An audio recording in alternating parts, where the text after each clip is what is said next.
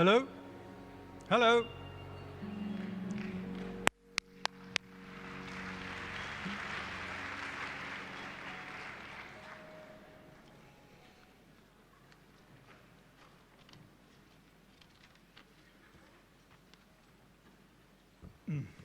Spotlights.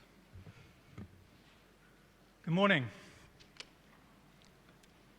On behalf of the members of the ICOM Working Group on Sustainability, it is my privilege to welcome you to the first plenary session of ICOM's 25th General Conference in Kyoto, Curating Sustainable Futures Through Museums. The choice of sustainability as the theme of the first plenary session is indicative of its significance, not only to the organizers of Kyoto 2019, but also to the museum community as a whole. Achieving a sustainable future is arguably the most important challenge the global society faces today. However, it will mean transforming our world. In August 2018, ICOM's president announced the creation of a working group on sustainability. It will deliver its report and recommendations in December this year. The group has registered that there are many pathways to sustainable futures. However, we have identified an overarching model to assist ICOM in its task, aligning our organization with the 17 integrated and indivisible Sustainable Development Goals of the United Nations Agenda 2030, adopted on the 25th of September 2015 by 193 countries of the UN General Assembly. One of the most important tasks that the group has engaged in has been to map sustainability initiatives within ICOM and the museum sector. The goal to locate these initiatives within the contemporary museum landscape and provide ICOM's executive board with a necessary overview to enable it to navigate the challenges and opportunities the immediate future brings. This plenary session and the workshop later today are both important parts of this mapping exercise. The mapping exercise has also permitted us to identify two provisional target groups. First, ICOM itself and the global museum sector. The second, the communities we serve. Sustainability, with its many different aspects and perspectives, combined with the urgency of addressing them, is a challenge that the museum sector must recognize and meet systematically. It will require a paradigm shift, one characterized by the integration of sustainability across the entire field of museum practice. Today, our distinguished speakers will give their own unique views on sustainability, reflecting their different backgrounds and personal perspectives, offering their vision for the future. For ICOM, the United Nations Agenda 2030, espousing people, planet, prosperity, peace, and partnership, offers museums an all-embracing vision of a sustainable future. The theme of Kyoto 2019, Museums as Cultural Hubs, the Future of Tradition, offers another perspective. As hubs or nodes in a global network, museums are linked by common goals and practices. Sustained by tradition, each node is a repository of memories, tangible and intangible. These repositories are collections. By allowing us to know our past, enable us to better understand the present and to prepare ourselves to face the challenges of attaining a sustainable future. The contents of these repositories are the memories of our public. As knowledge institutions, one of our enduring traditions is that of serving our public. We must not forget they also nurture us and the responsibility that entails. The Uruguayan author Eduardo Galeano, in his essay In Defense of the Word, refers to writers as servants of memory. Museums have a similar function. Viewed as a global network, they are servants of our planet's shared memory.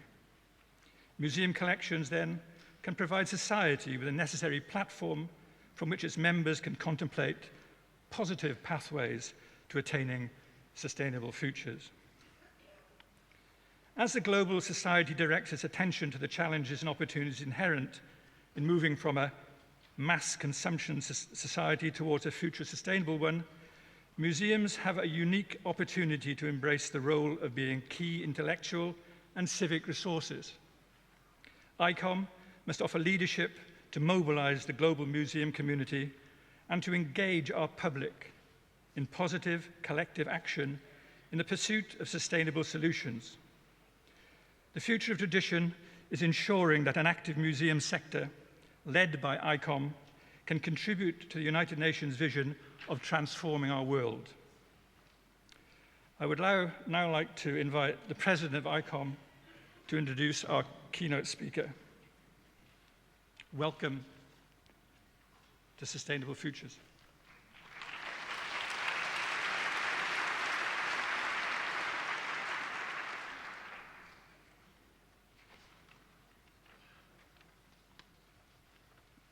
Good morning again.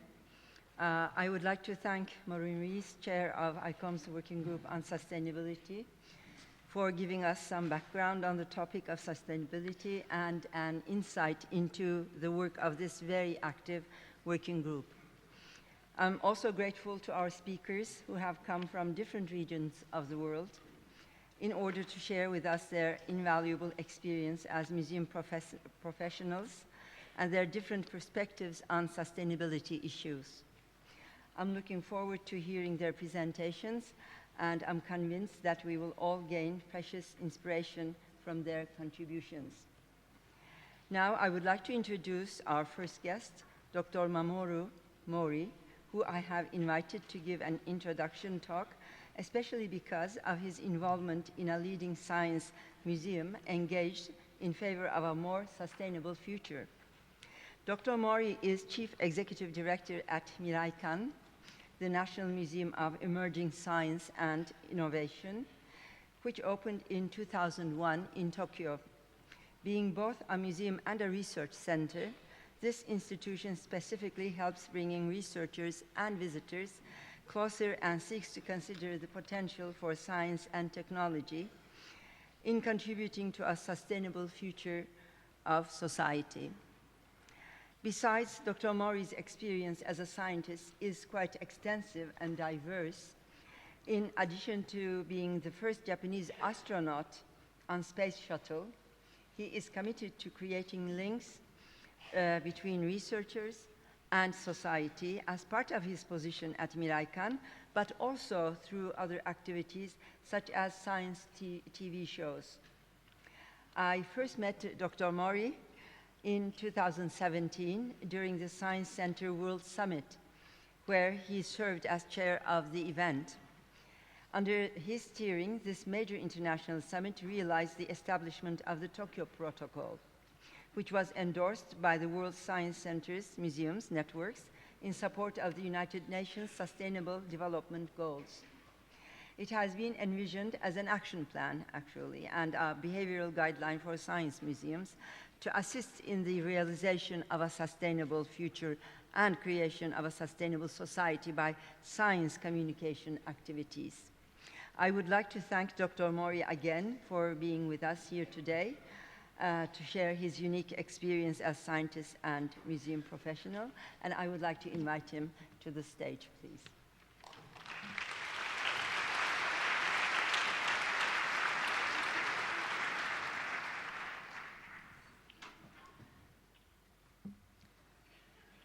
Thank you, the ICOM President, Ms. Aksoy. Distinguished guests, ladies and gentlemen, good morning, or good afternoon now. It is a great honor for me to present a few thoughts to this prestigious conference. I would like you to consider that the networks and activities of the museums worldwide are one fiber woven into the beautiful fabric of human culture. This is my museum, Miraikan's symbol exhibit, the Geocosmos. I hope every visitor experiences what I saw in space and to feel, ponder, and understand the Earth as the only planet to sustain life. American's vision, proposed in 2011, states that for 10 billion people to sustain their lives on Earth, American designs, develops, and delivers science communication activities to all with the goal of discovering solutions to global challenges by collaborating with science museums and other stakeholders. American's mission coincides with the United Nations, as you know, Sustainable Development Goals, or SDGs. We believe museums around the world should play a new role towards human sustainability. 2 years ago, American hosted the Science Center World Summit 2017 under the theme of Connecting the World for a Sustainable Future. The summit is a gathering of the members of the World Science Museum networks, along with a wide variety of stakeholders from societies. The first summit was held in 2014 in Belgium, 2017 in Tokyo, and 2020 in Mexico City. Tokyo's summit proposed the Tokyo Protocol that science museums' activities should meet the United Nations SDGs. I believe this ICOM conference here in Kyoto has been positioned along the same lines, but on a much broader scale of museums and thereby more influential than our summit. Therefore, I hope a more diversified, wider group of museums will be involved in activities for the sustainability of humans. Let me show you how the human species is identified from space. Earth is so beautiful, floating in utter blackness of dark space. This wondrous Earth has existed with a multitude of life for almost 4 billion years. In daytime, no human activity can be seen except in snow-covered areas. Let me explain. When we orbited the northern hemisphere in February, we flew over the Asian continent, and I saw many black dots on the white snow. The bigger the dots, the more people. Very big black areas had millions of people. The darker dots result from burning coal. And that changes the color of a human environment as seen from space. In North America and Europe, for example, in this screen, dots were less dark because of using other than coal as energy. Nighttime and human existence is clearly on display. I first saw these magnificent lights in 1992 with just 5.5 billion people on Earth.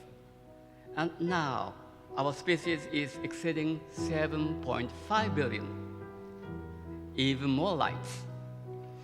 In addition to the orange illumination, what you are seeing from space of the planet is beautiful and deadly, and forever changed my life. This is what I saw at the space shuttle flew through the aurora.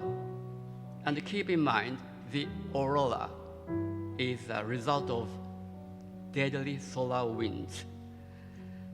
That's not what changed my life. It was the thin, delicate atmosphere that covers and protects Earth from the dangers of cosmic radiation and allows all life to exist. Human exist as a result of Earth's environment. This graph shows a variation of average temperature of the Earth within the last 100,000 years.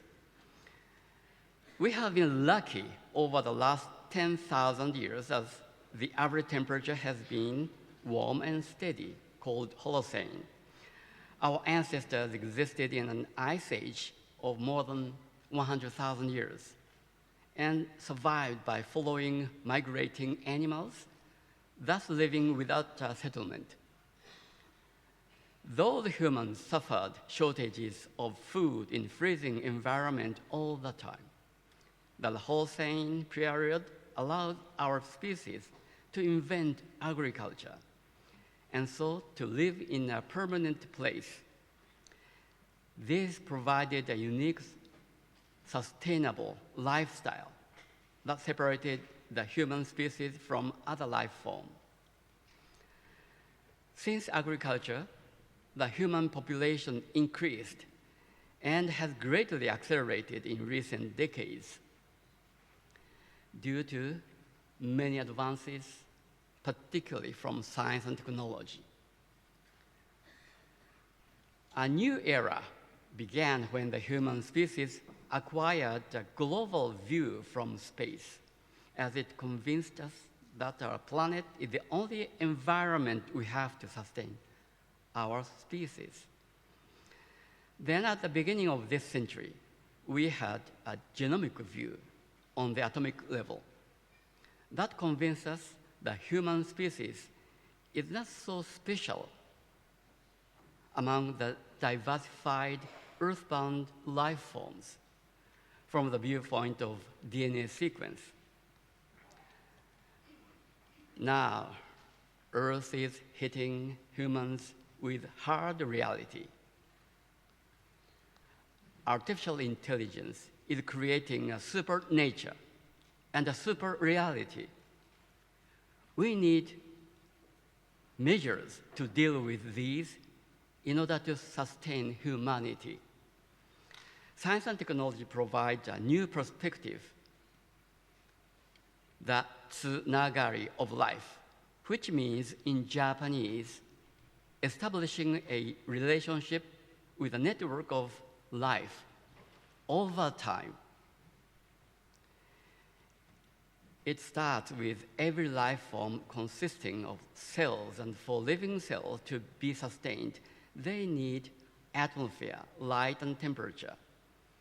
We now move to the individual human, and I call that the tsunagari of the individual. The individual tsunagari sustains the individual with the essence of life, food, air, water.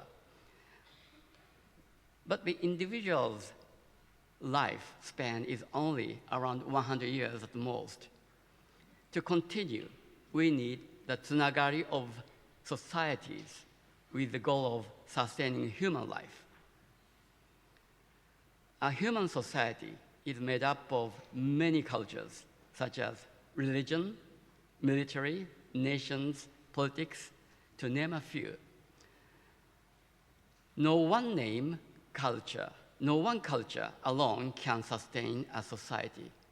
Rather, each culture contributes to the whole. This society concept worked quite well until humans started having major impact on our planet. Now, we are aware of global problems that affect all life. Just as no one individual can sustain a society, no one society can sustain our planet. To sustain our human species, we must sustain the natural environment of Earth. So we must progress to the tsunagari of planet of life.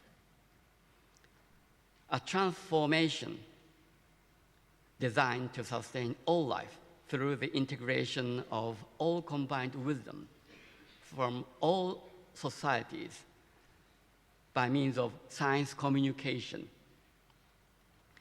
It is important to realize that humans are just one of 50 million life forms. All are connected through the global environment, through biodiversity, sustainability, symbiosis, and the genome. In order to bring all this together, we need a fresh perspective, a global wisdom of our whole Earth, thereby ensuring the sustainability of the human race. The world's museums have great potential to contribute to human sustainability, utilizing tsunagari within as many possible cultures. Resulting in a grand global wisdom, we can work towards sustaining this phenomenal planet of life, and thus sustain our species. And I leave you with this image that always gives me hope. It is from the moon-orbiting Japanese spacecraft Kaguya, and we call it Earthrise. Thank you very much.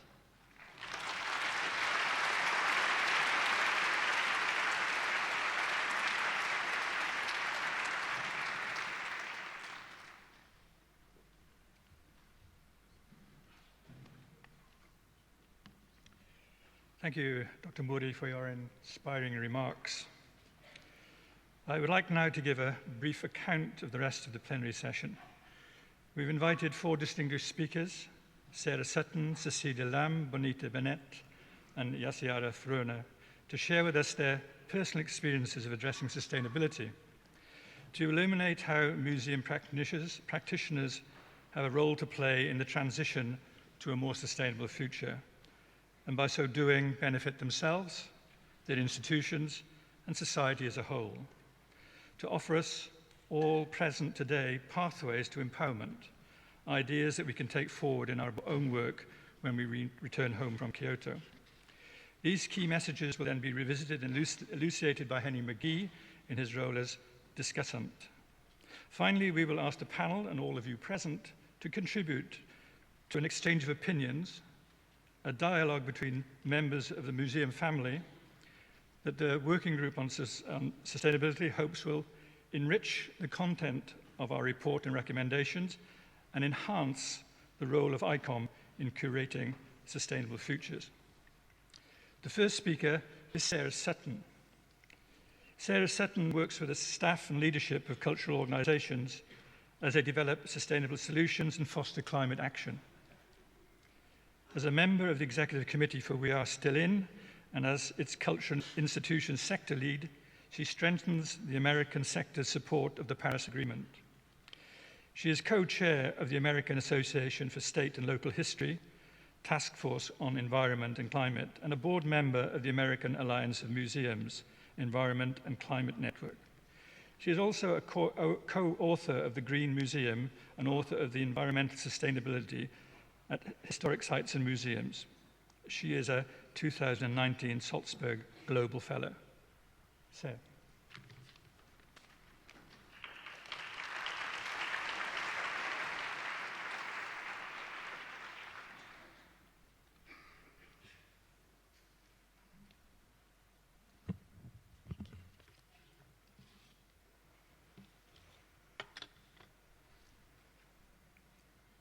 Hello to you all.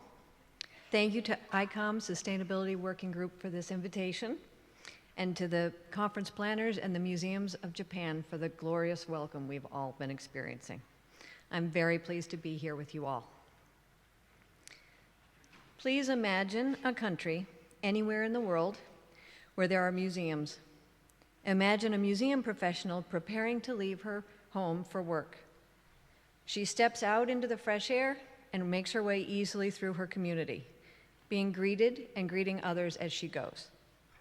When she pauses before crossing the thoroughfare, she smiles at the old structures lining the way, still holding the stories and the dreams of the place and the people.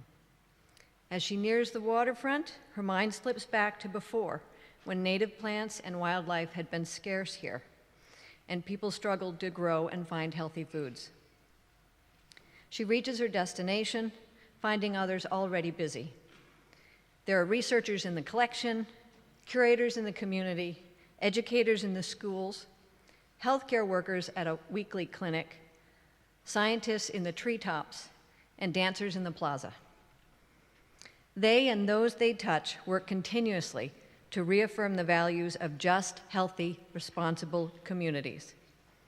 She finds her way to her office.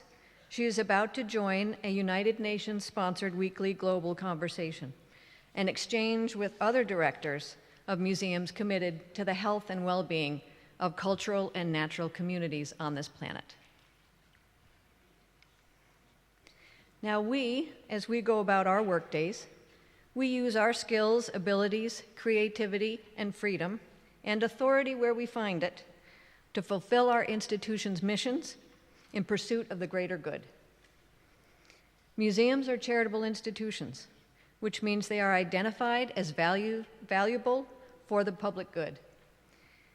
In the United States, in the recognition of that good, they are released from taxes. They use their mission statements to define their public benefit, and increasingly, they use vision statements to describe their responsibilities to their communities. To me, the words "to help Earth, to heal the world" describe the collective mission of the world's museums. With this as our mission, the United Nations Sustainable Development Goals are our strategic plan. 2 of these align with your work most closely and most obviously. Number 13, climate action, and number 17, partnerships for the goals. But each of us can go back to our homes, to our institutions, our families, and find the ways that we can contribute to all of those. In so doing, you will be linking your museum to this global strategic plan. So what would that look like? Whoops.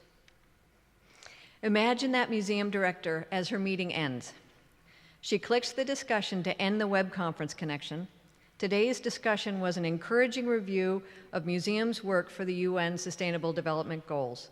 Her favorite examples were the ones that helped women and girls gain access to education, and the ones that supported resilience work in urban and coastal communities, safeguarding cultural heritage from climate change. Now, I've seen where we museums and the field does this well, but there is still more work to do. So now imagine your feelings standing in a room with George, knowing that the Bishop Museum, the Hawaii Department of Land and Natural Resources, and the Honolulu Zoo, in their partnership, will be able to save other species, but they will not be able to save George. Imagine the Field Museum's rice garden. I have seen where we do this and have important successes. A contemporary art exhibit at the Florence Griswold Museum in Connecticut brought big issues such as marine debris and pollution to land-based viewers and non-scientists, nevertheless, who care about our oceans. The Los Angeles Art and Design Museum partnered with the city to create the city's resilience plan.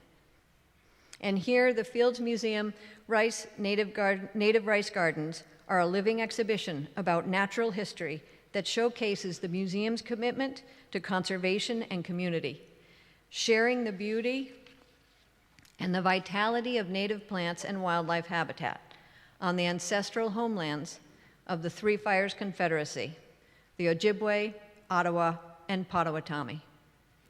Not quite a century ago, this waterfront area was filled with coal ash and cinders from the Illinois Central Railroad tunnel projects.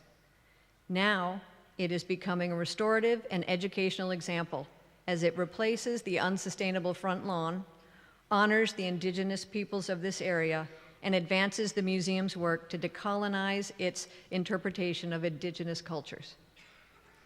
All at once, they are advancing the UN Sustainable Development Goals of life on land, climate action, and reducing inequality.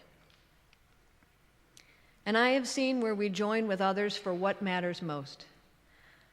On June 1st in 2017, when President Donald Trump announced his intention to withdraw the United States from the Paris Agreement, it seemed to me that those of us who care would still do this work. I created Museums for Paris, and I stepped beyond my role as a passionate professional to an out-loud advocate for our world. Others from state and local governments, tribes, businesses, and finance and higher education banded together to do the same. And on the 5th of June, they announced the formation of We Are Still In, a U.S. coalition of non-state actors in support of the Paris Agreement. Non-state means not the leading government. I was thrilled and I was left out at the same time because there were no cultural institutions in the agreement. Not quite a year later, though, they invited Museums for Paris to join We Are Still In as the cultural institution sector. And now, across the United States, U.S. museums, zoos, gardens, historic sites, aquariums, and professional associations are now a vital sector of the largest coalition anywhere in the world of supporters of the Paris Agreement. The world must know that Americans support the Paris Agreement. I hope our experience is useful to others that are planning similar alliances for the goals. Already, Japan has a climate initiative in this manner, and I'm thrilled to see that the HBS Museum here in Kyoto is a signatory. From the Association of Science and Technology Centers to the Abbey Museum in Maine, museums carry the flag forward.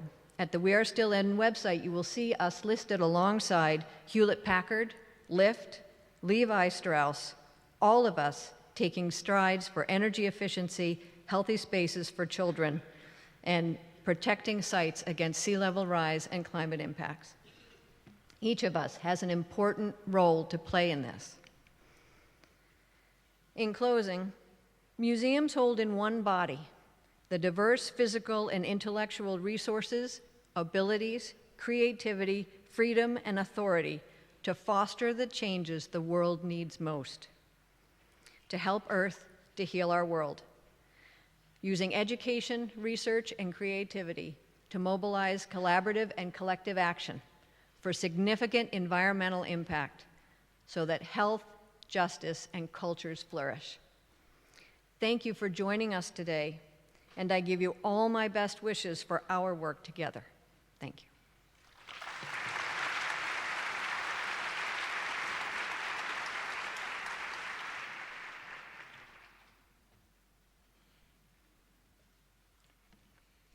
Thank you, Sarah. Our next speaker is Cecilia Lam.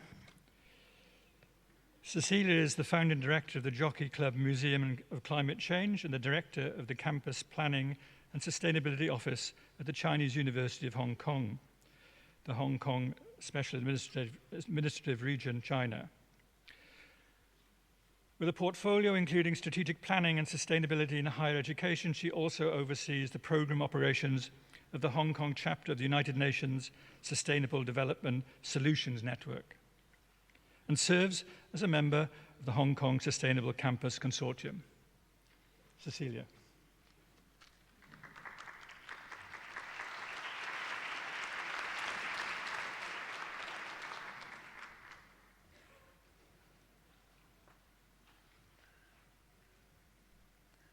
Hello. Good afternoon, ladies and gentlemen. First of all, I would like to thank ICOM for the invitation and for this opportunity to speak to all of you about the Jockey Club Museum of Climate Change at the University of Hong Kong and what we have been doing to promote sustainability and sustainable development in Hong Kong and in the wider region.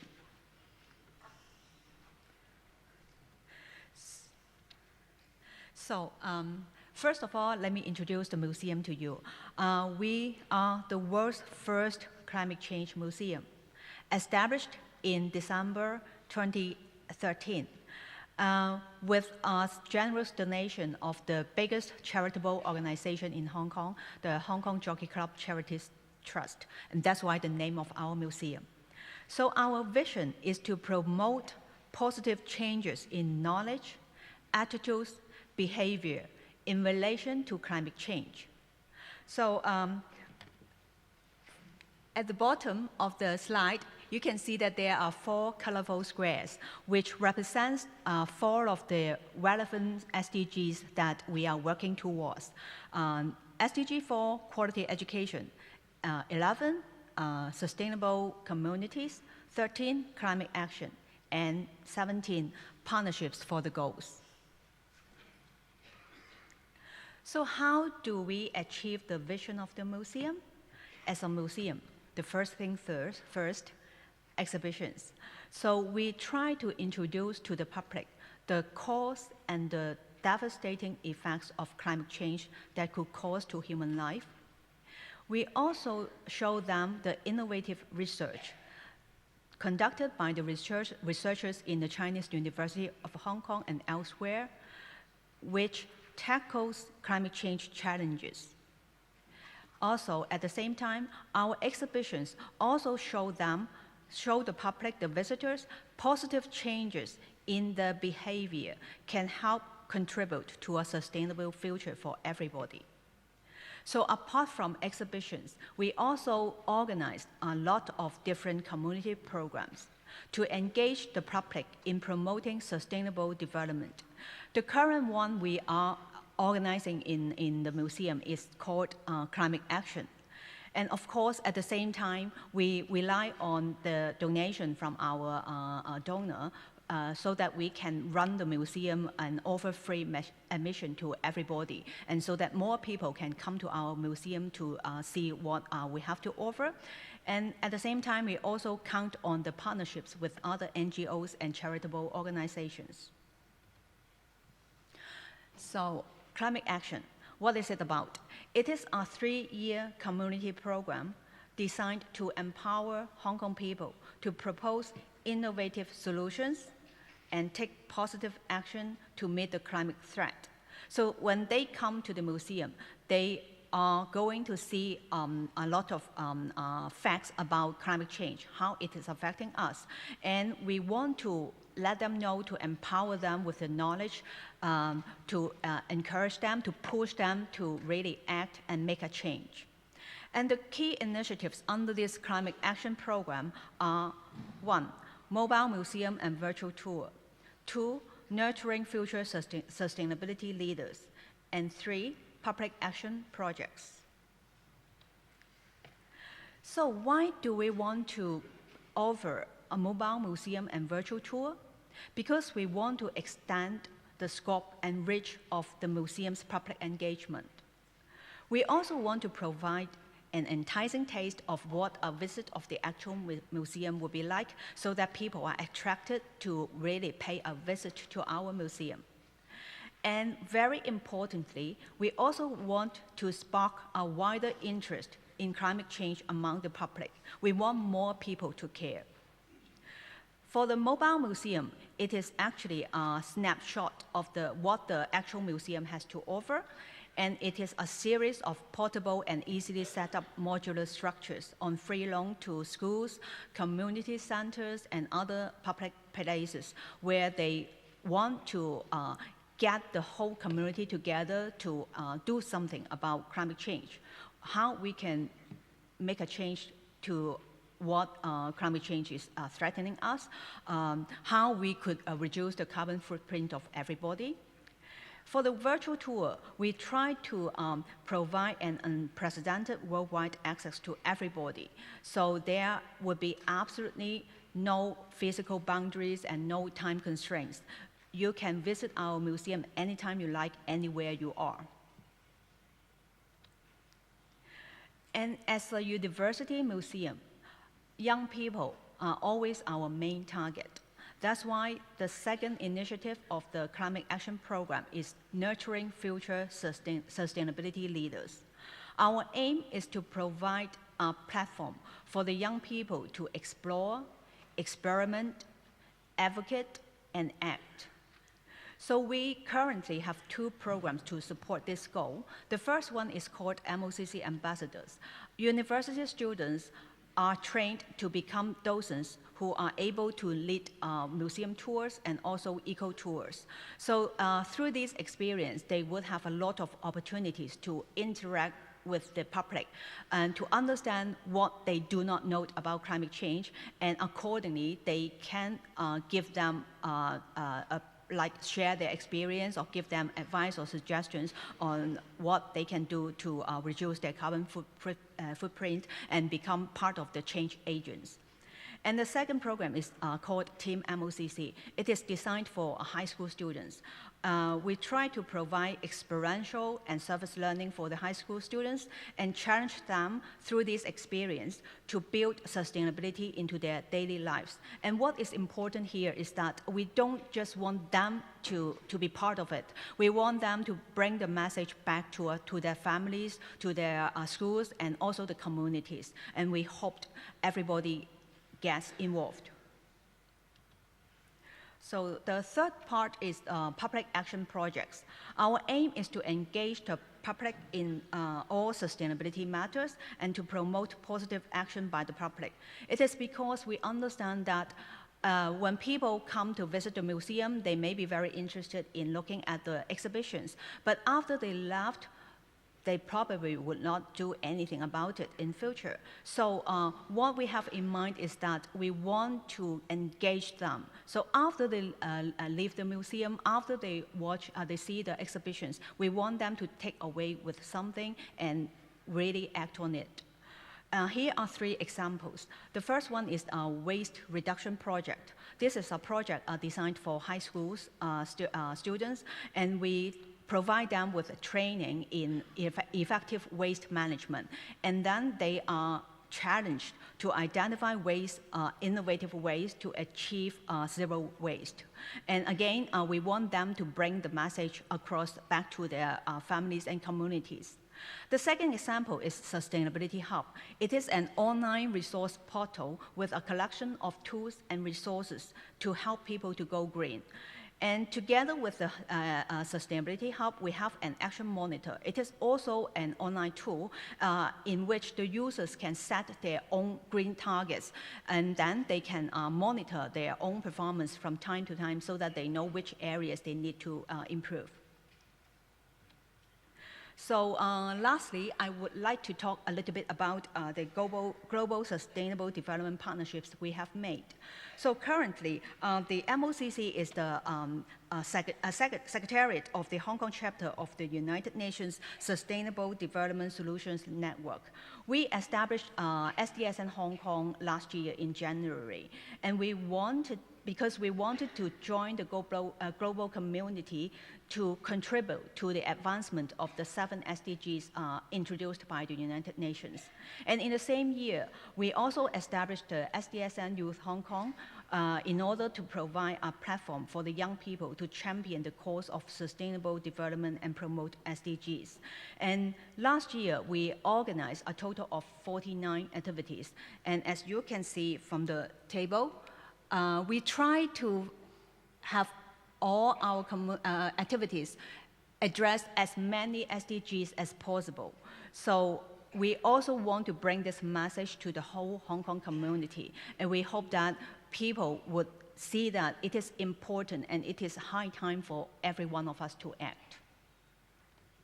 So I hope our experience will be helpful to all of you.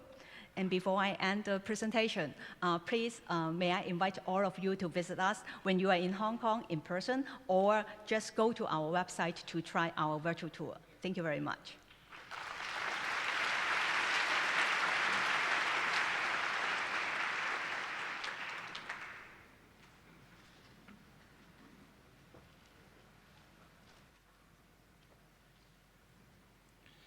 Thank you, Cecilia. Our next speaker is Bonita Allison Bennett, Director of District 6 Museum in South Africa. She was appointed as the Director of District 6 Museum in 2008. Her professional training is as an educator with strong anti-apartheid activist roots, and she completed both her under- and postgraduate degrees at the University of Cape Town. Her master's dissertation focused on narratives of people who were forcibly removed from various areas in the Western Cape under apartheid. She is currently registered as a doctoral student at the University of Pretoria. Both her parents are from District 6, and she grew up in a township on the Cape Flats with other families who were displaced.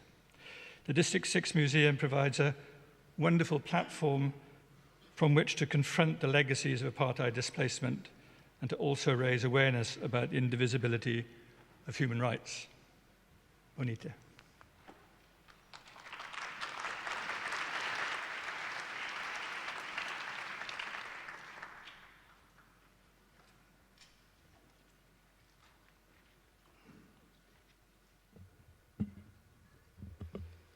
Good morning, and I'd also like to just say thank you to the ICOM Organizing Committee for inviting me to be part of this, or actually inviting the District 6 Museum to be part of this conversation, which is so important. And I bring you greetings from Cape Town, from our patrons, our Board of Trustees, and our staff at the District 6 Museum. So in introducing myself, I just briefly want to say that my own, as you would have seen, my own background is in education and human rights. And my concerns and passions at the moment are about the fragmentation of South Africa's communities and about recognizing those opportunities for contributing to the ongoing and dramatic turnaround that we need to make in our country. And my personal passion and my organizational passion come together very perfectly in the work of the District 6 Museum, which is a museum that is slightly different from the others that form part of this panel, which is not directly related to climate change, but it's taken a broader view on the whole issue of sustainability.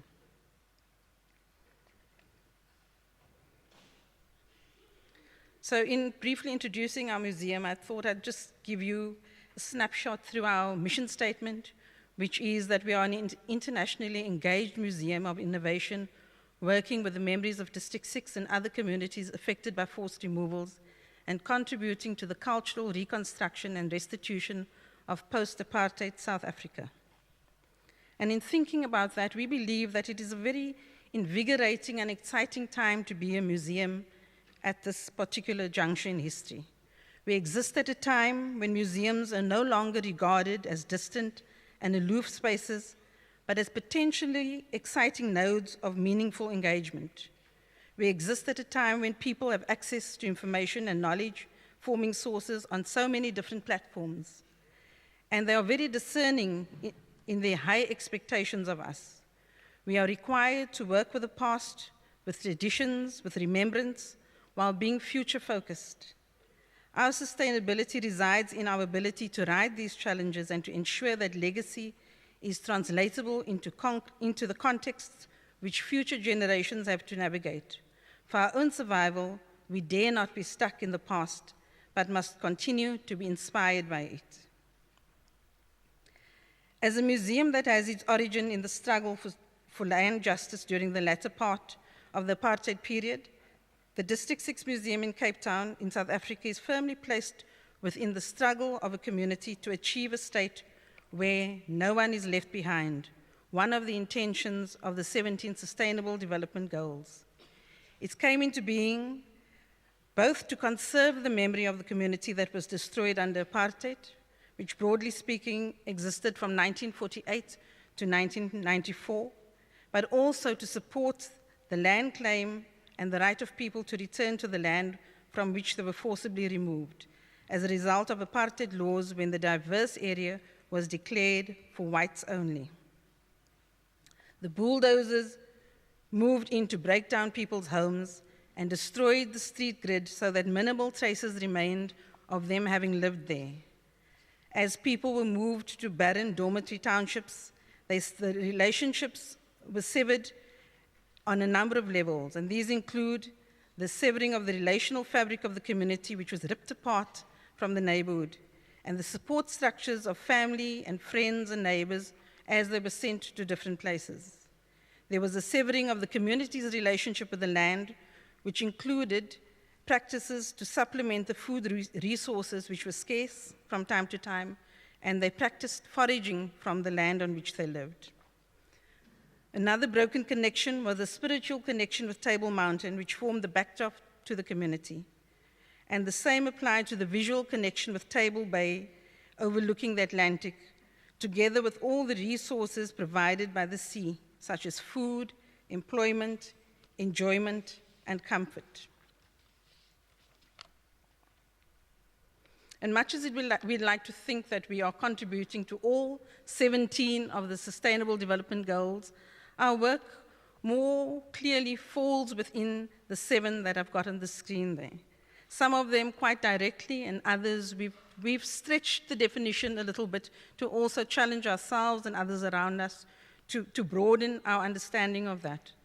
For example, good health and well-being. We are very, very passionate about ensuring that well-being and health and the connection between psychosocial health is made. And so in our work with memory, healing, and trauma, we want to ensure that when we talk about health of individuals and communities, that this is also taken into account and that it's not only the physical health and well-being of people. When we talk about quality education, we also want to ensure that the non-formal learning that comes from communities, the indigenous knowledge systems, the crafts of the past, the close connection of living in synchronicity with the land, that is also part of the ongoing education that takes place within communities. In working with working towards a state of reduced inequalities, that is more evident in our work with land restitution and supporting people's right to land, justice, and also to food security. In building sustainable cities and communities, we are also very passionate about ensuring that communities, and what is the essence of a community, is that they build the resilience and resources to engage robustly with policy and with practices that come from government as well as on a local level. Responsible consumption and production. District 6 being an urban community is very much part of the movement where people are working towards growing food, not lawns, and so also to support the sustainable access to food from the land that people live on. Peace, justice, and strong institutions is also part of our work, and so in our ongoing public education work, with communities, with schools, with other institutions as well, that comes to the fore quite clearly. And of course, we have to form partnerships for these goals, because we have to amplify the impact that we want to make.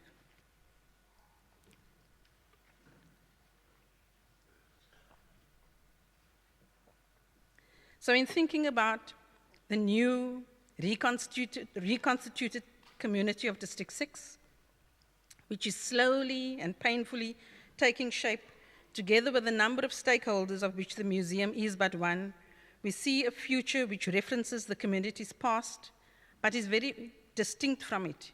In this newly built and reconstituted community, we need to pay attention to intentionally constructing mechanisms for living in closer alignment with the environment and restoring the severed relationships brought about by political acts of dispossession.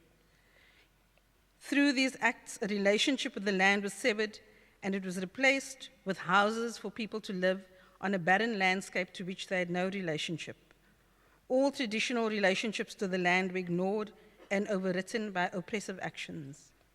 The image that you see there is of our former late President Nelson Mandela handing over symbolically the keys to the 2 eldest returnees who were coming back to the land, symbolizing the start of the new community.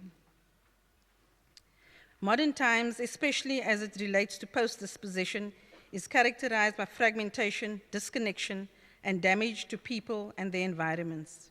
We are learning from a past which was once grounded, coherent, relationship-focused, and which might have been considered to have been simpler, in inverted commas, and more unsophisticated. When we think about the future of District 6 in Cape Town, which is in some senses a model for urban restitution in our country, the future will include the dispossessed and their descendant families forging new relationships with each other, and with the rituals and traditions possibly remixed for a new time and context, being rediscovered and reinstituted as important binders of the community's ethos. We think of a robust community engaging with policy and being very active in their access to culture. We see a restored relationship with the land and the growth of community gardens. We also see, very importantly, the strong awareness of the inclusion of green lungs in urban spaces and work towards the development of parks, including a District 6 Memorial Park. Community like District 6, which is being rebirthed in some ways, has the opportunity to think of living with a lighter carbon footprint, and we want to ensure that mechanisms for recycling and upcycling are embedded in the community. We will look at economic sustainability and how jobs can be created so that indirectly we also address the sustainable goal of reducing poverty within the community. And of course, building partnerships and solidarity is very important to what we do. So how does this happen? I have just very briefly some images on the screen to give you an idea of some of the work that the museum does. Right in the corner at the top there, you will see a group of women who have come together in an oral history project around food and memory. And they have taken, as you can see, they're working with herbs and the traditional understanding and the knowledge that in some ways is being lost in terms of how those herbs were used both for healing and for sustenance. And in their storytelling and conversations, which have an intergenerational component as well, where young people are often involved in interviewing them, they are also using their knowledge to create textile designs and then product development, which is part of income generation as well. So the crafts of seamstressing and tailoring, which was also one of the crafts very, very prevalent in the area, but which has now been replaced by the large factories and lots of mechanization, which is important on one level, but it is overlaying the traditional crafts of the area as well. Much of the District 6 Museum's practice has been a model for engagement with the land and understanding that restored relationship as well. And so what you see there are the end results of site interventions where people are reclaiming their reconnection to the land from which they were displaced. On specific days, there are rituals of remembrance, and some of those are being enacted there. In the corner on your right, the far right bottom, that is a performance by young people who've interpreted the archive and are leading the community through the area in a dramatic performance on the site as well. And on top of that, also on the right-hand side, the top is a reminder of the musical traditions which were very important to the community and that are being reintroduced as well as part of memorialization and part of reconnecting to the land. So I'm working here with a model of sustainability which is much broader, which requires collaboration across disciplines and also requires us to break down organizational and institutional boundaries. So sustainability in the context of an independent museum such as we are, which exists as a non-governmental organization, it's often understood as economic because of the ongoing challenges of raising the funds to remain afloat. While this is a concern that will not go away in the short term, a greater threat to our sustainability would be the loss of connection and relevance to the community who birthed this museum. When our education programs are in question, when our role in supporting the struggle for gender equality, when our work in reducing inequality, working towards a sustainable city and community, life on land, peace and justice, and partnerships to achieve these goals, if those are the things that are in question in terms of the work that we are doing, then we would be more on shaky ground in terms of our sustainability than not having the money to do the work. Sharing a birth year with that of the new South Africa locates us also very firmly within our new constitution, together with the Bill of Rights, to which the intentions of the Sustainable Development Goals are closely aligned. We are passionate in our attempt to leave no one behind, and this is our way of doing that. I thank you.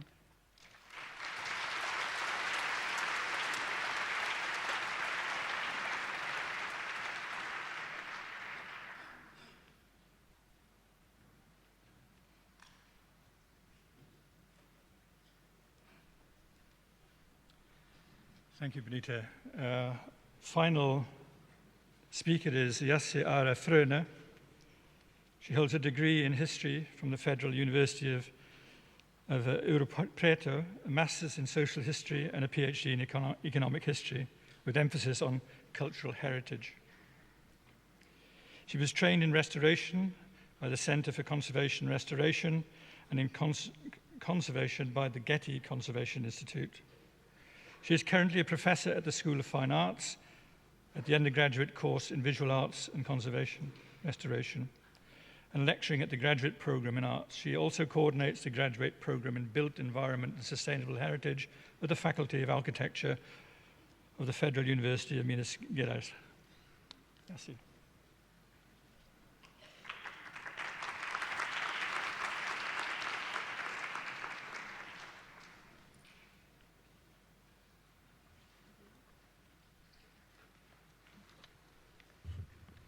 Oh, thank you. Oh, it's disappeared. Bien, gracias a los compañeros del Grupo de Trabajo en Sustentabilidad, gracias al LICOM Kyoto y la LICOM Internacional, es un honor estar aquí. Me gustaría empezar presentando algunos puntos relacionados con la función social de los museos en el contexto actual de crisis climática y con el concepto de sostenibilidad, principalmente si consideramos el rol fundamental de la cultura en logro de los objetivos de desarrollo sostenible. Básicamente, esta comunicación plantea preguntas en lugar de afirmaciones. ¿Existe la posibilidad de discutir emergencias climáticas y prácticas sostenibles sin discutir la justicia social? ¿Puede el museo ser un actor proactivo para la educación, la integración comunitaria, la ciencia y la conciencia política necesaria para apoyar las acciones de las personas y los gobiernos de todo el mundo en el contexto del cambio climático? Este es un mundo único, un planeta único, y necesitamos una conciencia global del hecho de que el cambio climático afectará a todos los seres humanos. Sin embargo, la respuesta a este problema será la misma para todos los países, para todas las regiones y continentes. El hemisferio norte y el hemisferio sur tienen los mismos desafíos. Los principales factores de emisiones de CO2 en el hemisferio norte son causados por los patrones de consumo y el modelo energético. En los últimos años, varios países de la América Latina y África se están moviendo hacia un modelo social económico de mayor consumo, que puede cambiar el mapa actual de emisiones de CO2 en los próximos años. ¿Cuál es el rol de los museos en este contexto? Los museos deben comprender el debate actual y buscar formas de incorporar los objetivos del desarrollo sostenible. Por lo tanto, cada institución puede convertirse en un agente del cambio en su propio contexto social. El enfoque sur-sur, el diálogo con las acciones de sostenibilidad del hemisferio norte, debe basearse en la cooperación. Los programas de desarrollo de capacidad con respecto a los ODS y el apoyo del ICOM y los comités internacionales y a los comités nacionales sur-sur pueden marcar la diferencia en este contexto. ¿Cuáles son los principales problemas actuales en América Latina y África? La expansión de la agricultura latifundista a expensas de la agricultura familiar y las prácticas extractivas sostenibles baseadas en modelos comunitarios. El contexto de iniquidad económica y social que acentúa las crisis humanitarias en la perspectiva del cambio climático. En el caso de Brasil, las políticas gubernamentales actuales relacionadas con los pueblos indígenas y el medio ambiente, así como el apoyo incondicional para la explotación minera, amenazan las áreas florestales. En los últimos meses, la invasión de las tierras indígenas y los incendios forestales en la Amazonia son del conocimiento internacional. Como los museos, los espacios culturales y los monumentos pueden contribuir para cambiar esta realidad?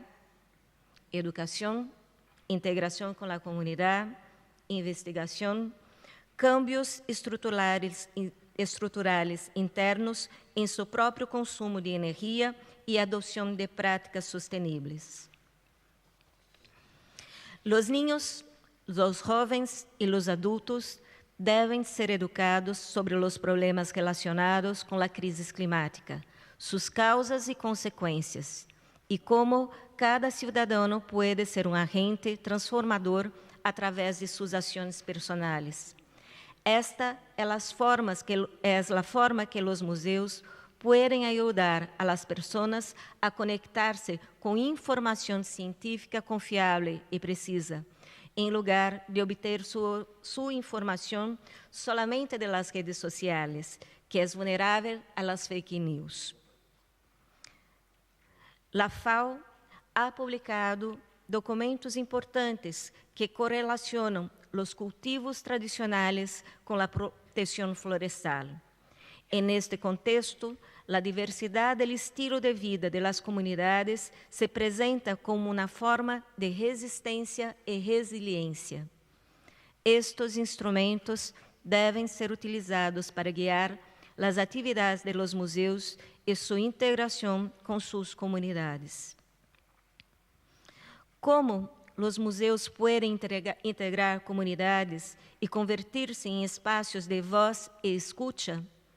Como podem promover a visibilidade de las comunidades que adotam práticas sustentáveis como os pueblos indígenas e assim protegê-las? Como podem abraçar a diversidade e, portanto, a supressão do prejuízo? Os museus são espaços educativos por excelência, que criam consciência através de las curadorias e de la investigação. A investigação de los museus ajudam a los especialistas a compreender o cambio del entorno natural a partir del cambio social. Las pesquisas em los mais diversos campos del conhecimento expuestas al público podem educar e permitir uma consciência global del cambio ambiental e seus impactos. Solo a consciência pública sobre a crise climática pode motivar e promover as ações necessárias para cambiar as direções políticas em todo o mundo. Hablamos de educação, integração comunitária e investigação como ferramentas para a transformação. Pero o museu em si deve adotar práticas sustentáveis e convertir-se em um exemplo para a sociedade.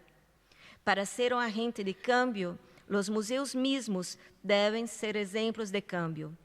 É crucial repensar o uso de energia mediante a adoção de sistemas limpios e novas estratégias de controle climático, assim como práticas sustentáveis.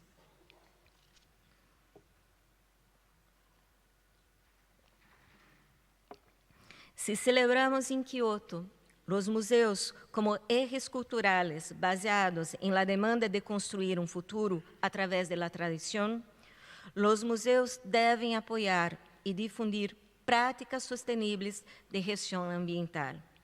A adesão de los museus a los ODS, a los Objetivos de Desarrollo Sostenible, é uma oportunidade para demonstrar que a investigação científica e toda ação educativa, artística e cultural do museu é um elemento importante que deve tomar-se em sério quando se habla de desenvolvimento sustentável.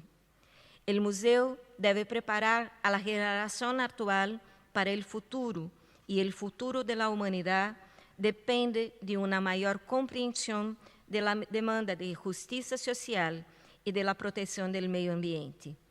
Este é nosso maior desafio aos princípios do século XXI.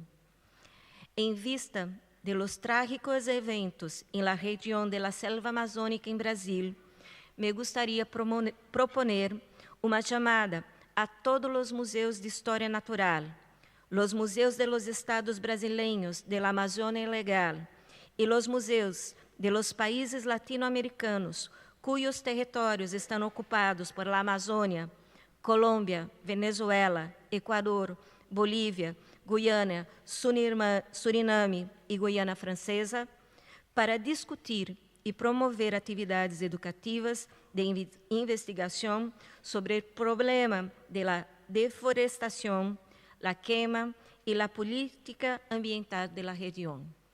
Precisamos ser agentes políticos. Gracias.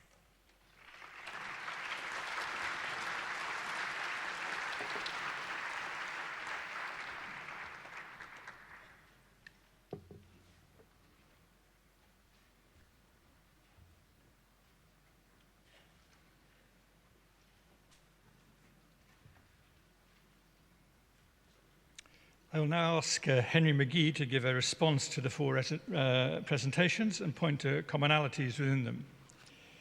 Henry has had a long life passion for nature and has a background as a bird ecologist. He worked at Manchester Museum, part of the university, from 2000 to 2019 as a curator and head of the museum's curatorial team. He oversaw the development of award-winning galleries and special exhibitions linked to environmental sustainability and climate change. He has helped broker partnerships between researchers, museums, and policy workers, both in the UK and internationally, and is a member of the Working Group on Sustainability. Henry is interested in finding ways to accelerate museum contributions to nature conservation, climate action, and the Sustainable Development Goals, and working with people and organizations who want to go farther, faster, together towards a world where people and nature flourish together. Henry.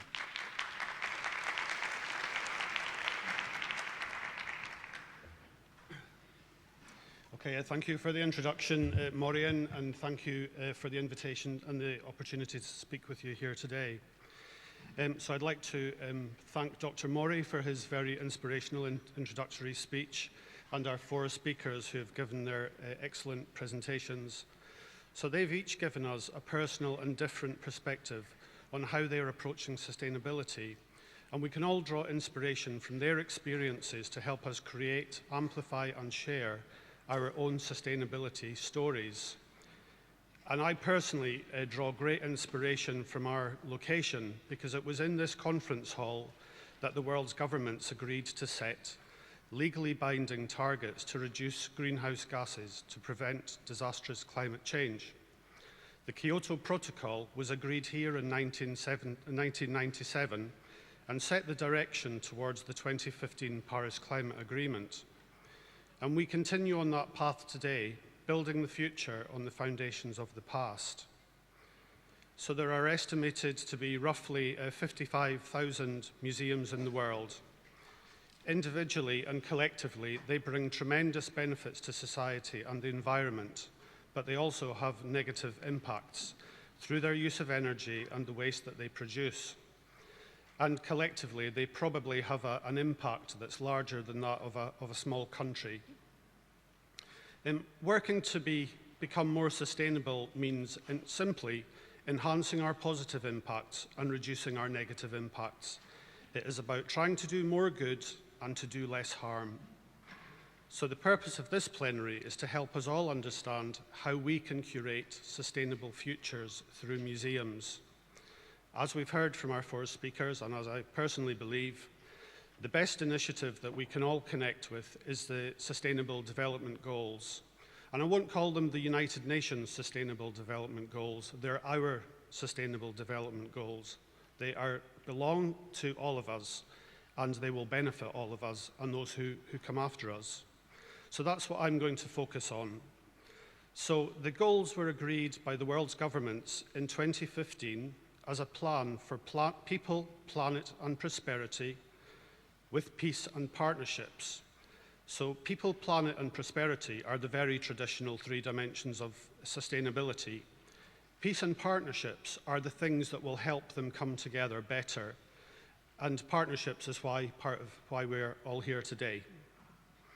So the Sustainable Development Goals address the world's greatest challenges: tackling poverty and hunger, inequality within and between countries, degradation of nature, and climate change.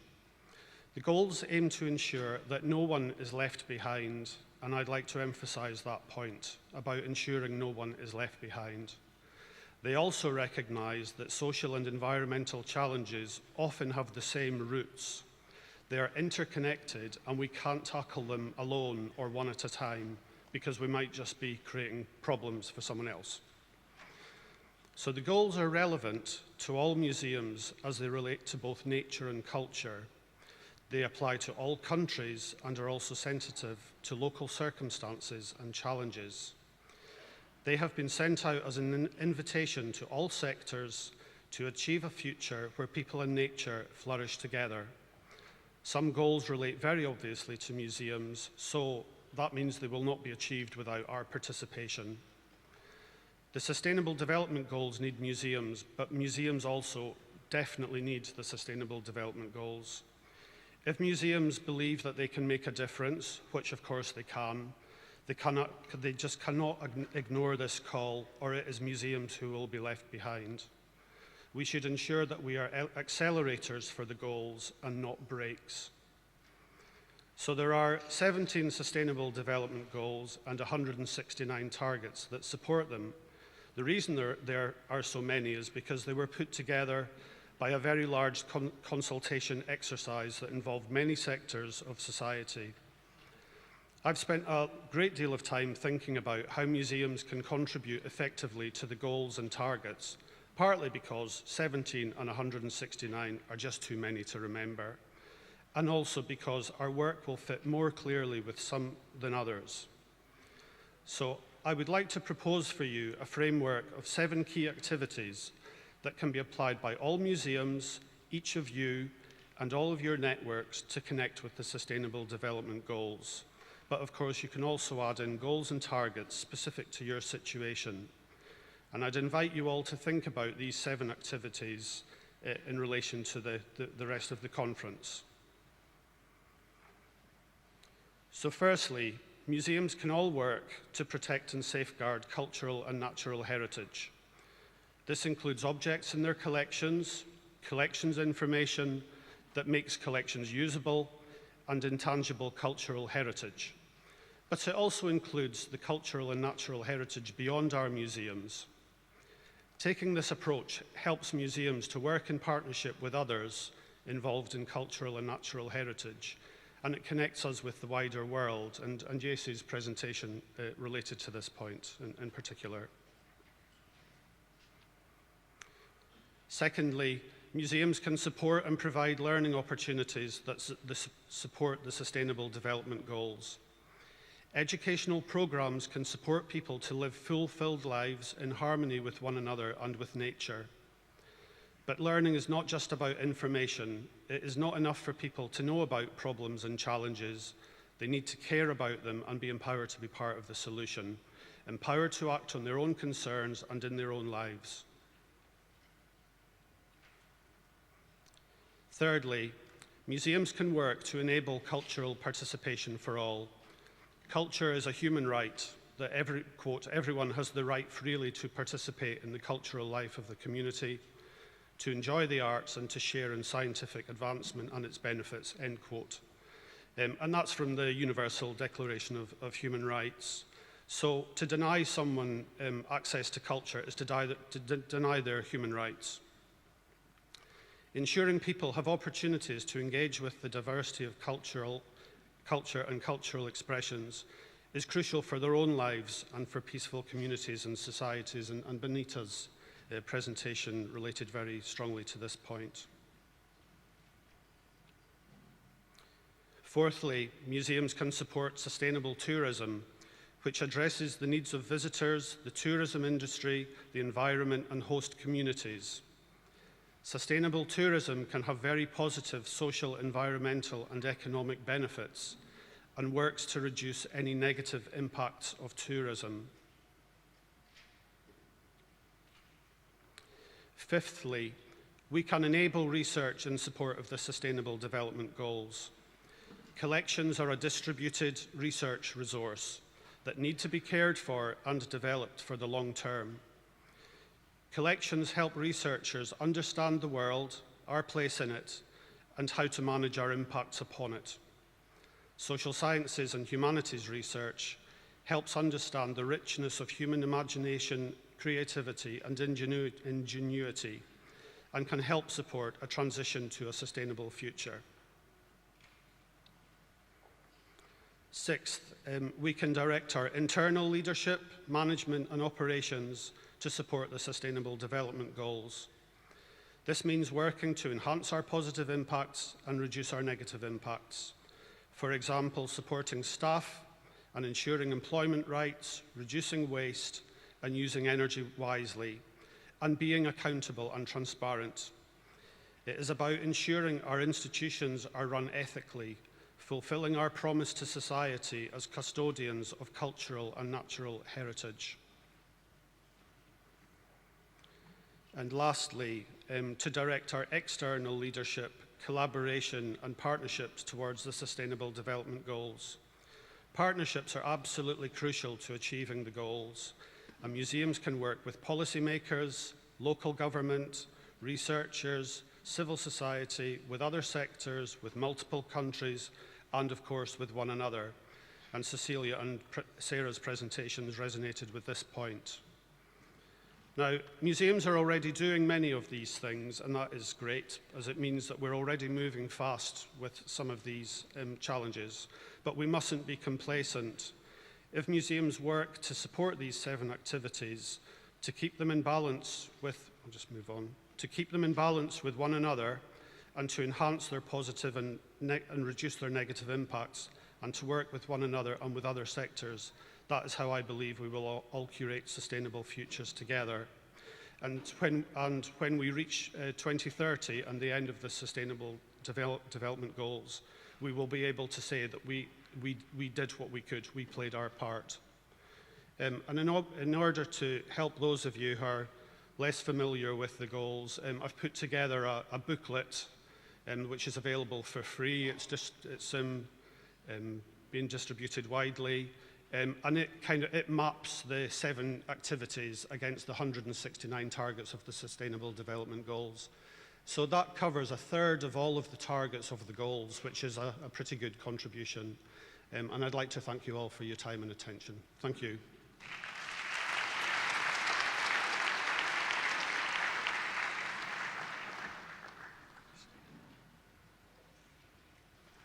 I'd like now to ask all our distinguished speakers to the stage. The panel will be responding to a question that will be on the screen in a couple of moments.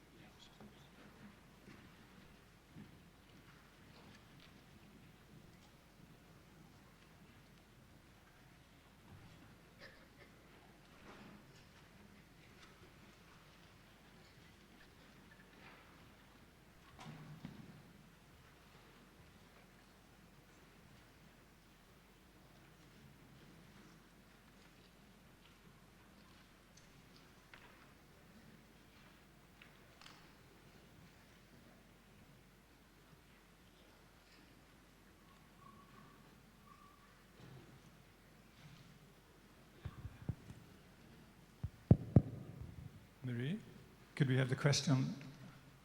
Here they are all. Here are our speakers. And discussion. So could we have the question, please?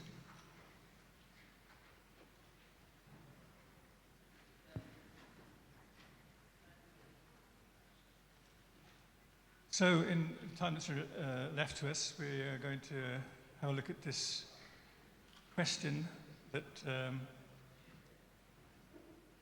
the panel will a short discussion on, and then we'll open it up for brief comments from the audience. So,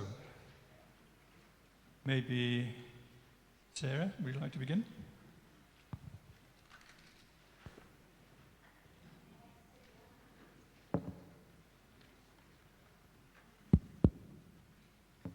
If I had to say one thing, I would say, let go of the anxiety.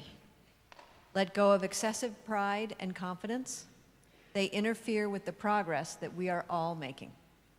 And instead, we need curiosity, creativity, and courage to create the changes that we need most. Thank you. Bonita.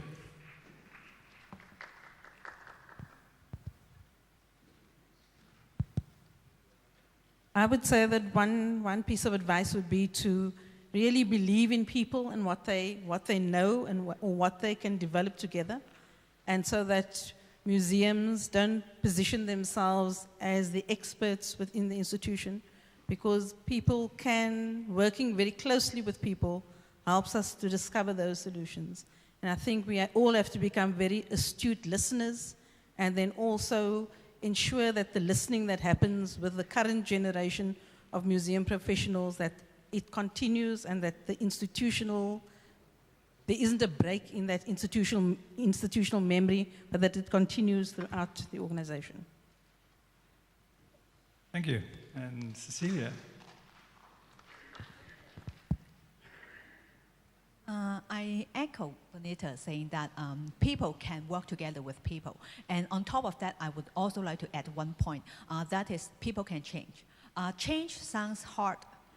It seems that it is very difficult to change, because it always is like that. When we are talking about change, we are talking about inconvenience. But just let us think it this way. If we get everybody move, if we get everybody act, so even one small step can make a big change. So we went to the United Nations office in Geneva and got this booklet. It is 170 daily actions.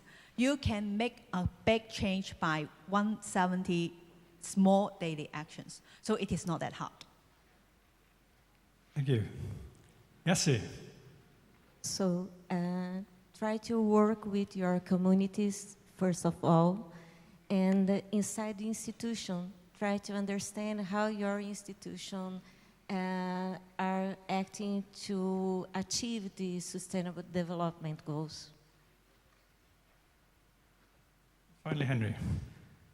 I think the one thing I would say is not to underestimate how much other sectors recognize the value of education and even museums.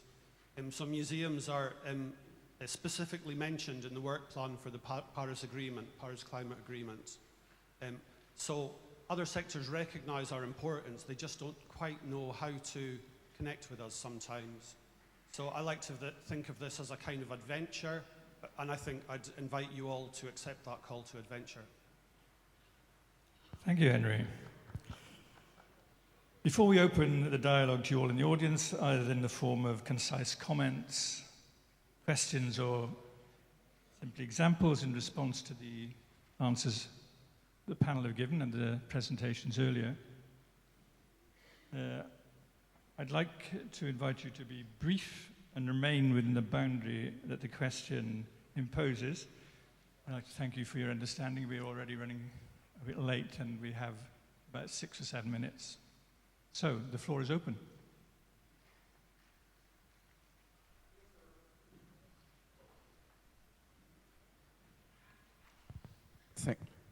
Thank you very much for your very impressive presentation. Thank you very much to the ICOM organization. I have one question.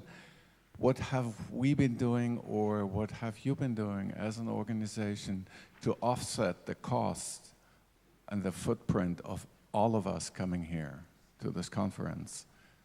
I'm from Climate Reality Project, one of Al Gore's people.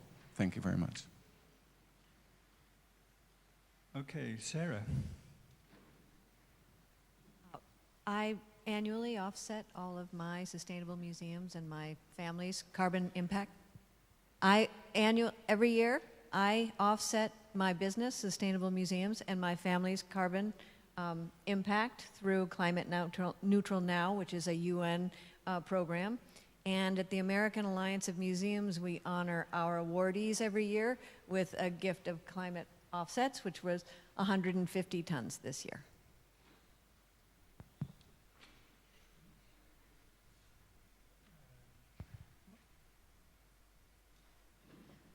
Yeah, Cecilia.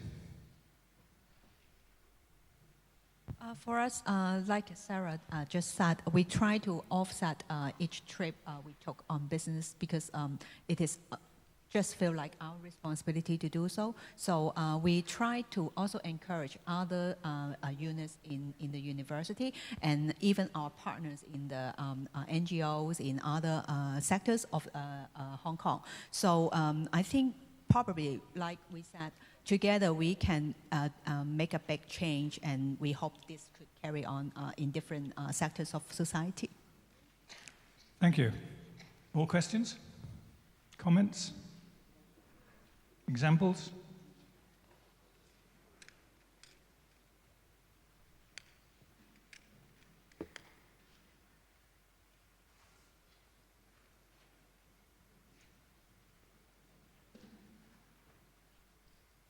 Microphone up there, please.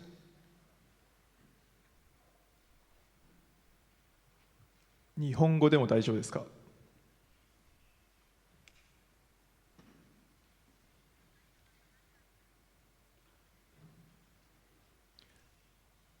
Thank you for presentation. I want to ask to Ms. Bonita. Nihongo de daijoubu desu ka? This translation system. OK。ワークショップを博物館で行って、でその先住民の知識だとかクラフトの知識っていうのを引き継いでいき、人々にも与え、そして雇用も創出していくっていうのがすごく素晴らしいと思いました。で日本でも同じようにやはり伝統の技術だとかそういったものが失われつつあって、どうにか同じようにできたら面白いなと思うんですけれども、地元の人たちがそうやって、クラフトを学んで物を作って販売するということで、その、ミュージアム全体の取り組みだとか、持続可能なようにお金は回っているのだろうか、経済的な部分ですね。でもうちょっと何か別の寄付があったりだとか、政府からのお金をもらったりだとかしているんでしょうか。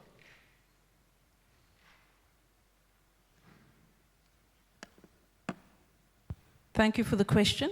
A little bit of both. We got some grants to start off the project, but at the moment, some of the small projects are, I won't say they're large enough to really change the long-term economic status at the moment of the people who are participating and benefiting, but it is guaranteeing people some income at the very basic level at the moment. So some people who have not had an income are able to earn money from that, but I wouldn't claim that it is dealing with poverty alleviation as such.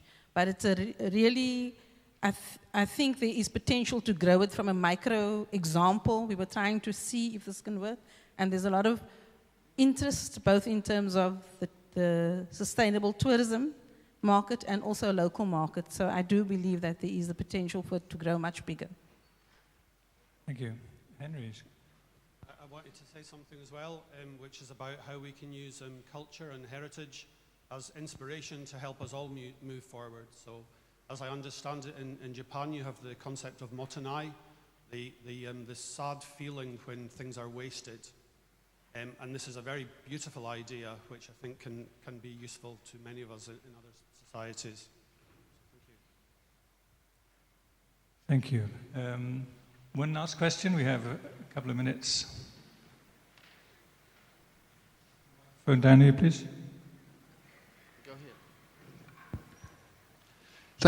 Thank you very much. This has been an inspiring session. About 40 years ago in Bristol, England, we ran an event at the museum called 20 Ideas for Bristol to encourage local citizens from all communities to come and say how they would like their city to change. So the museum became an interlocutor with the community, and that led to the development of something called Sustrans, an NGO which has now built 10,000 kilometers of cycleways in the UK, but also Bristol is now a leading green city in the UK. And I was just wondering if colleagues could give examples of how you engage with the community and encourage the community to come with their ideas, and you help then translate that into policy or into culture in the city or the community you're working in. Thank you.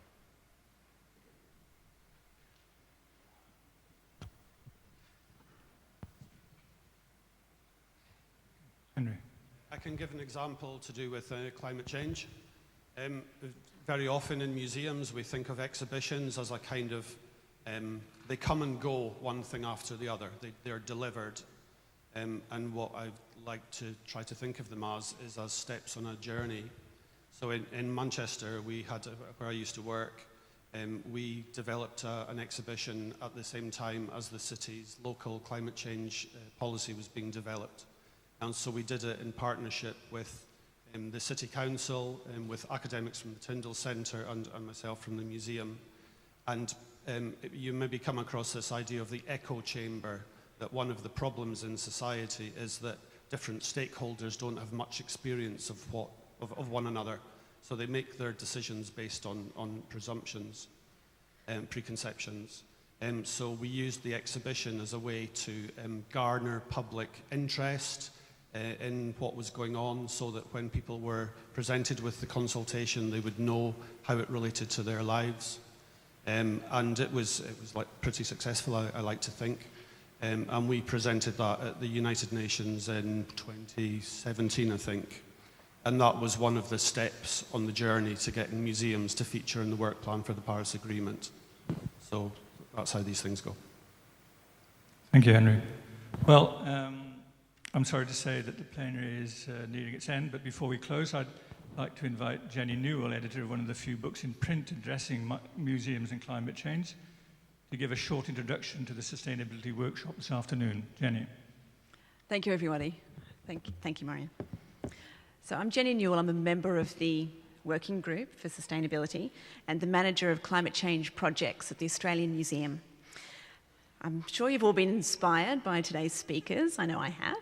And if you'd like to consider joining us for a workshop this afternoon, which is starting very soon, at 2:30 in room E. It's called Curating Sustainable Futures Through Museums, and it will help you to find ways to turn this inspiration into action through your own institution. So there's details in your program, and we've got space for about 120 people.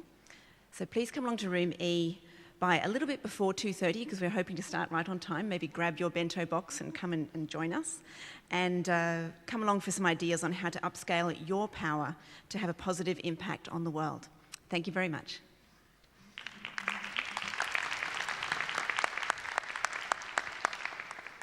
So thank you, Jenny. I'd like to thank all our speakers, Dr. Murray, Sarah, Cecilia, Bonita, and Yassi, and the organisers for the foresight in laying down such an important marker on the role of museums in addressing the challenges of attaining a sustainable future. Thank you all.